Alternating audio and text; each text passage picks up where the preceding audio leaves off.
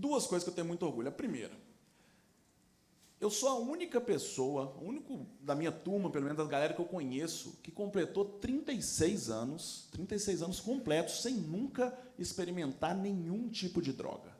Nenhum.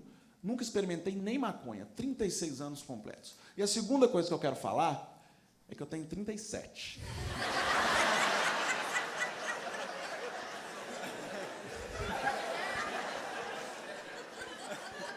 E assim, eu tive uma experiência recente que eu preciso dividir com vocês. O que aconteceu? Eu estava conversando com um amigo meu pelo telefone, falando com ele, velho, porra, eu conheço vários amigos meus que fumam maconha, galera que é inteligente, galera do bem, galera bem-sucedida. Eu acho que sempre foi muito preconceito da minha parte. Acho que, porra, experimentar aqui, fumar um pouco, não vai fazer mal. E aí eu ouvi, se seus amigos aí pular no buraco, você vai pular também? Aí que eu percebi que minha mãe estava ouvindo a conversa, aí eu fechei a porta, porque a mãe tem essa mania, né?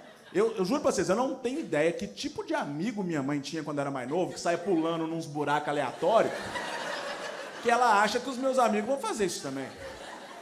Mas aí fechei a porta e o que eu fiz? Não ouvi o que minha mãe estava me dizendo. E aí a pior coisa que você pode fazer é não ouvir o que sua mãe te disse. Porque eu fui experimentar a maconha depois de velho e me dei mal. Porque assim, quem aqui fuma maconha? Levanta a mão. Ah, eu tô fazendo show na Assembleia de Deus e não sabia, né? Tá bom, tá bom.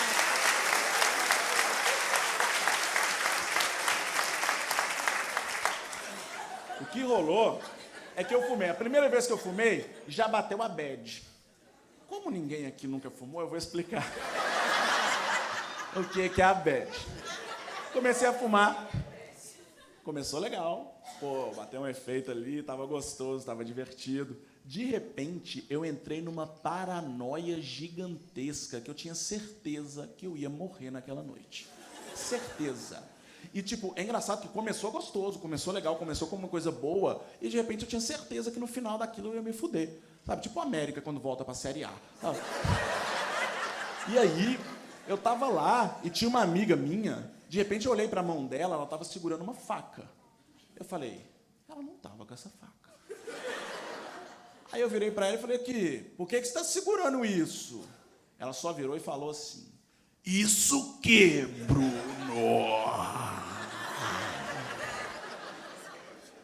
Na hora que eu ouvi ela falando assim, né? Aí eu percebi que eu tava muito doidão. Porque a única coisa que eu consegui pensar quando ela falou isso foi, por que ela tá tentando me seduzir? E aí, de repente, eu olhei para a mão dela, não tinha mais uma faca, tinha um bloco de anotação. Eu olhei para ela, não era mais ela, era o meu pai que virou e falou, ô meu, por que sol, qual o sol que não esquenta?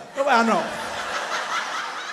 Essa noite tá muito terrível. E foi a noite inteira, assim, porque eu tinha certeza que todo mundo estava ali, estava me olhando torto, estava todo mundo querendo me prejudicar, querendo me matar, querendo roubar meu CD do Engenheiros do Havaí, sabe? Não, e eu nem tinha levado o CD do Engenheiros do Havaí. Porque eu nem tenho mais CD do Engenheiros do Havaí. Eu ouço no Spotify, discografia completa. Se você não ouve, ouve lá, vale a pena demais. Engenheiros do Havaí, muito bom, muito bom. Tipo, foi uma loucura a noite inteira.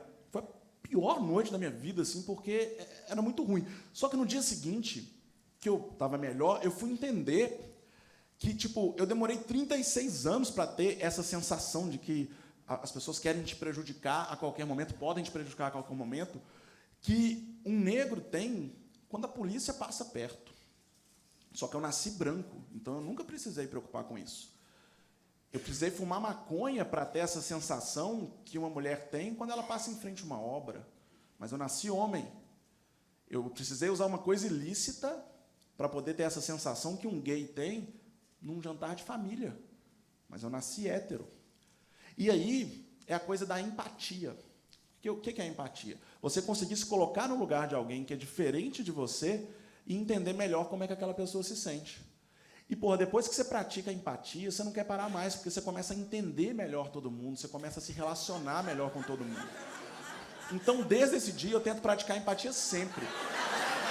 Pelo menos 3 vezes ao dia, eu pratico uma empatiazinha ali com a galera, de leve, só para entender.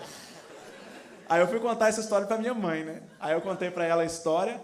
Primeira coisa que ela falou foi, Bruno, você precisa ir pra igreja. Eu falei, por quê? Tá vendendo maconha lá agora? Ela, para, Bruno, para de brincadeira, é sério. Você lembra do Carlos e do Eduardo, aqueles dois meninos da rua que querem encapetado? Pois é, eles estão na igreja agora e já são exemplo para todo mundo. E aí, eu percebi que sempre que eu não fazia o que minha mãe falava, eu acabava me dando mal. E nessa hora eu pensei, porra, eu tenho que, pelo menos agora, ouvir o que minha mãe sempre me falou. Então eu olhei para ela e falei, mãe, se o Carlos e o Eduardo pular num buraco...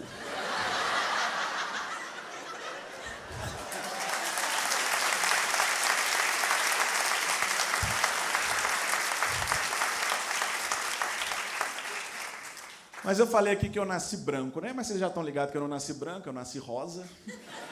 E tem gente que ri disso, já mostra que tem preconceito de cor, né? Porque, assim, eu tenho um sobrinho, bonitinho demais.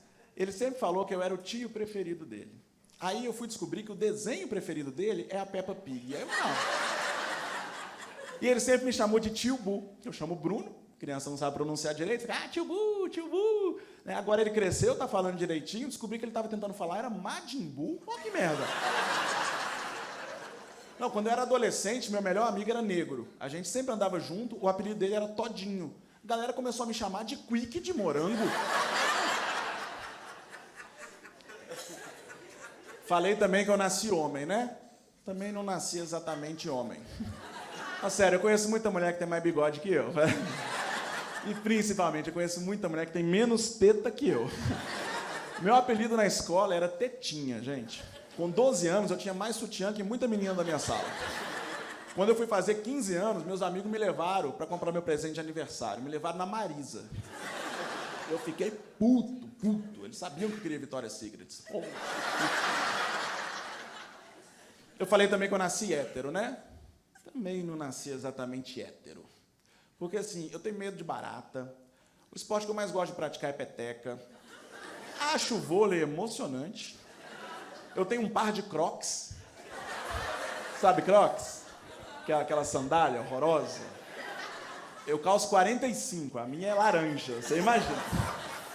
Mas o Crocs, na verdade, eu tenho justificativa, que não é exatamente meu, eu comprei esse Crocs para um personagem que eu faço no teatro. Então, é porque falar que eu faço teatro me deixa hétero, né? Ainda tem, gente, eu sou formado em teatro e em arquitetura. Sabe, eu não tenho condição nenhuma de falar, eu sou hétero pra caralho. Não tenho. E eu trabalhei muito tempo com arquitetura mesmo, tinha escritório e tudo, chamava arquitetinha, fazia altas coisas. As coisas. E tem esse preconceito, né, com quem faz arquitetura. Eu lembro que quando eu decidi fazer arquitetura, porra, eu não podia falar isso pra ninguém. Meus amigos ficavam vidrados. Nem ouviam o que eu estava falando mais. Esperava eu acabar a frase para poder falar. Arquitetura, né? Quem faz arquitetura, quem não é macho o suficiente para fazer engenharia, nem bicho o suficiente para fazer decoração, né?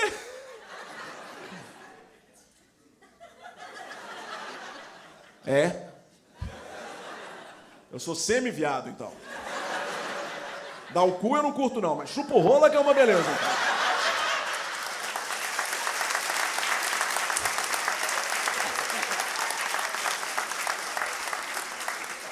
E aí, pessoal, uma coisa importante sobre esse vídeo, que eu acho que eu preciso falar, que muita gente me pergunta se essa história é real ou não. E sim, essa história é real. Eu já postei esse vídeo uma outra vez, não esse vídeo, eu postei esse texto uma outra vez, numa outra gravação, um outro show que eu fiz, e teve muito comentário dizendo que já aconteceu isso também com a pessoa, mas também teve muito mais comentário de gente falando que o que eu fumei não era maconha, que na verdade eu usei outras drogas. Deixa eu explicar uma coisa pra esse pessoal. Eu entendo eles ficarem revoltados, porque, assim, a galera que curte muito a maconha aí fica meio puta quando alguém diz que a maconha gerou algum efeito que não é simplesmente ficar de boa, ficar relaxado, que é o que acontece com a maioria das pessoas. Mas uma dica que eu dou, eu imagino que a maioria de vocês já bebeu, já ficou de porre, você já viu seus amigos também ficar de porre. Todo mundo que bebe reage da mesma maneira? O que te faz pensar que todo mundo que fuma maconha vai ter a mesma reação. Tem muita gente que comentou no meu outro vídeo falando: ah, mas eu fumo maconha há não sei quanto tempo, isso nunca aconteceu comigo. Meu amigo, o fato de não ter acontecido com você não significa que não possa acontecer. É só ler os mesmos comentários do outro vídeo pra poder ver que tem várias pessoas falando: não, já aconteceu isso comigo, eu já vi isso acontecer com outra pessoa. E outra coisa, se era ou não só maconha, eu não tenho como dizer. Me deram dizendo que era maconha. Eu não costumo fumar maconha. Tinha cheiro de maconha. O efeito era muito parecido com o da maconha, só que bateu muito forte e começou a dar uns efeitos além do que era esperado. Já vi relatos de várias pessoas que passaram por isso também, o que me faz acreditar que pode ser que realmente era uma maconha mais concentrada ou eu que estava muito vulnerável.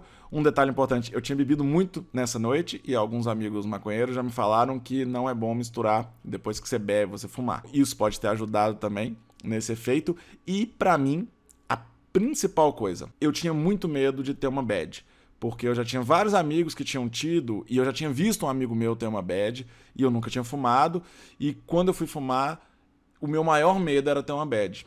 E eu falei sobre isso na hora que começou a ficar muito forte o efeito. E na hora que eu perguntei pra essa minha amiga que tava comigo se ela já tinha tido uma bad, e ela perguntou: como assim uma bad? Aí na hora que eu fui responder pra ela como assim uma bad, eu percebi que eu já estava nela. Então é isso. Realmente a história real tem exageros cômicos. Na verdade, quando eu falo que ela tava com um bloquinho de anotação, é até uma referência a uma piada que eu já tinha feito anteriormente nesse show, que era uma referência ao meu pai. Mas na verdade eu realmente vi ela com uma faca. No dia seguinte eu voltei lá e descobri que não era uma faca. Eu tinha visto uma faca no sofá onde ela estava sentada. E eu descobri que na verdade era um negócio daqueles de estourar, tipo aquele papelzinho picado. Eu vou pôr uma imagem aqui, ó. Era um negócio desse, que tá vendo? Tem uma parte que é prateada e outra parte que é onde você roda, que é preta. E eu, doido como eu tava, eu vi e pra mim eu tinha certeza que era uma faca. Isso estava no cantinho do sofá e eu achava que era uma faca. Enfim, foi um dia terrível. Eu realmente achei que ia morrer. E, inclusive, eu depois, lá na frente, nesse show, eu mostrei que era verdade. Quer ver? Eu vou pôr mais um trechinho aqui onde eu faço mais um comentário pra falar que era realmente verdade. Eu realmente experimentei maconha recentemente. E realmente foi a pior noite da minha vida, porque eu tinha certeza que eu ia morrer e foi uma coisa louca. E tipo, porra, eu tive que acordar metade dos meus amigos de madrugada pra eles ir lá me ajudar, me resgatar, porque eu tinha que esconder o corpo da galera que eu matei antes que me matasse. Porra, foi foda. Obviamente, eu não matei ninguém, mas eu realmente acordei vários amigos que foram lá me resgatar. Agradecer eles aqui, inclusive. Depois eles montaram um grupo de WhatsApp que chama Grupo de Resgate do Berg, que serviu basicamente durante um tempo para fazer montagens e piadinhas sobre esse dia. Vou colocar aqui então algumas imagens desse grupo para vocês conferirem. Bom, como eu disse, esse aqui é o grupo do Resgate do Berg, ó. Eu primeiro acordei o Léo de Castro, humorista, eu estava em Contagem e ele morava lá perto. Depois o Bruno Costoli e a Bárbara também foram me ajudar.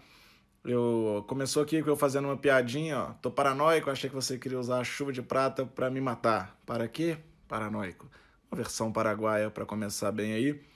A Bárbara achou que eu ia acordar ela pra matar ela à noite, porque a gente ficou até tarde lá. O Costoli fez essa imagem maravilhosa. Cara, isso até hoje eu morro de rir. Vocês veem que a data, ó, 26 de março de 2016, foi quando rolou. E o Léo de Castro, maravilhoso, que sabe que eu sou fã de Engenheiros do Havaí, e ele também é fã de Engenheiros do Havaí, fez essa linda canção que eu vou encerrar esse vídeo com ela. Ele para e fica ali parado, olha-se para nada, para o nada. Fica parecido paraguaio, fumou uns inconformol, que ruim. Viagenzinha paranoica. Bruno Beck paranoico. Léo de Castro mora ao lado, me traz juízo. Vem me buscar.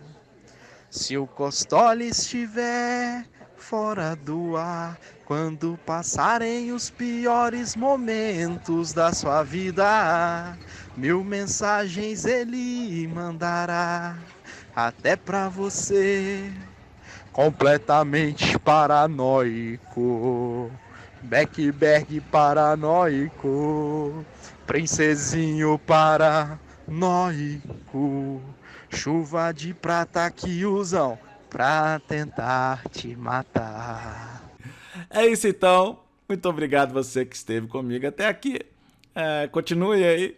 Se inscreve no canal se você não está inscrito. Se você gosta de uma maconha, não me leve a mal. Eu só fiz piada com uma coisa que aconteceu comigo de verdade. Deixa aí um comentário falando o que você achou dessa história. E eu tenho certeza que mesmo eu falando isso aqui no final, vai ter um tanto de comentário aqui falando que o que eu fumei não foi maconha, que eu tô mentindo, que maconha não faz isso, porque vão vir um tanto de defensores da cannabis. E eu acho que a cannabis tem realmente várias coisas positivas, mas não é o assunto desse vídeo. O assunto desse vídeo é contar um caso que realmente aconteceu comigo, com alguns pequenos exageros, porque eu tô fazendo comédia, eu não tô fazendo um documentário. Abraço pra vocês. Tchau.